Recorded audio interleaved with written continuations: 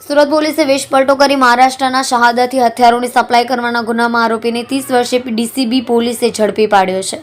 Vadodara Panigate police સ્ટેશનના arms act અને Rajkot police મથકના હથિયારો બનાવી સપ્લાય કરવાના ગુનામાં છેલ્લા 30 વર્ષથી ફરાર રહેલા આરોપીને મહારાષ્ટ્રના શહાદા ખાતેથી સુરત ક્રાઇમ બ્રાન્ચે ઝડપી પાડી આગળની કાર્યવાહી હાથ ધરી છે। સુરત પોલીસ કમિશનર દ્વારા ચલાવવામાં આવી રહેલા ઓપરેશન ફરાર અંતર્ગત સુરત ક્રાઇમ બ્રાન્ચને વધુ એક સફળતા મળી છે।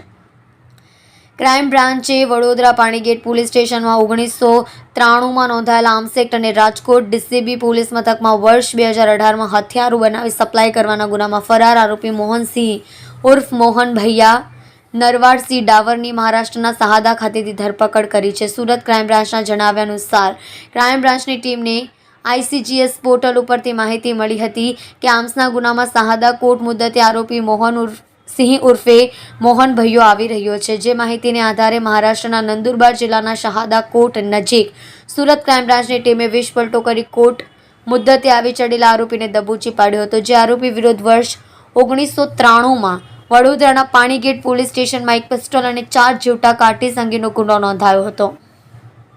જે ગુનામાં આરોપી છેલ્લા 30 વર્ષથી ફરાર હતો। તેવી જ રીતે રાજકોટ ડીસીબી પોલીસ સ્ટેશનમાં પણ આરોપી દ્વારા 4 પિસ્ટોલ અને 50 જીવતા કાર્ટીઝ અન્ય આરોપીને સપ્લાય કર્યા હતા।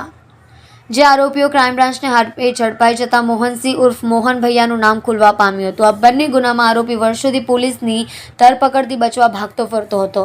છેલ્લા 30 વર્ષ બાદ આરોપીને ઝડપી પાડવામાં ક્રાઇમ બ્રાન્ચને સફળતા મળી છે। ક્રાઇમ બ્રાન્ચની તપાસમાં આરોપી વિરુદ્ધ અગાઉ મહારાષ્ટ્રમાં 3 અને રાજકોટ સિટી પોલીસ સ્ટેશન મળી કુલ 4 જેટલા ગુના નોંધાઈ ચૂક્યા છે। જે ગુનામાં તેની અગાઉ ધરપકડ પણ થઈ ચૂકી છે। ક્રાઇમ બ્રાન્ચની વધુ તપાસમાં જાણવા મળ્યું કે આરોપી મોહનસિંહ છેલ્લા 40 વર્ષથી હથિયારો બનાવતો હતો। જાતે જ પોતાના વતનમાં હથિયાર બનાવી પોતે તેમજ પોતાના ગામના અલગ અલગ માણસો દ્વારા અન્ય રાજ્યોમાં હથિયારોની સપ્લાય કરતો હતો। વર્ષ 2023માં ક્રાઇમ બ્રાન્ચના ભાગતા ફરતા અલગ અલગ ગંભીર ગુનાના કુલ 101 આરોપીઓને ઝડપી પાડવામાં આવ્યા છે, જેમાં 5 ઇનામી આરોપીઓનો સમાવેશ થાય છે। હાલ તો આરોપીની ધરપકડ કરી આગળની કાર્યવાહી સુરત ક્રાઇમ બ્રાન્ચે હાથ ધરી છે। જુઓ રાજેશ મંગલી સાથે સુરત એક્સપ્રેસ ન્યૂઝ ચેનલ।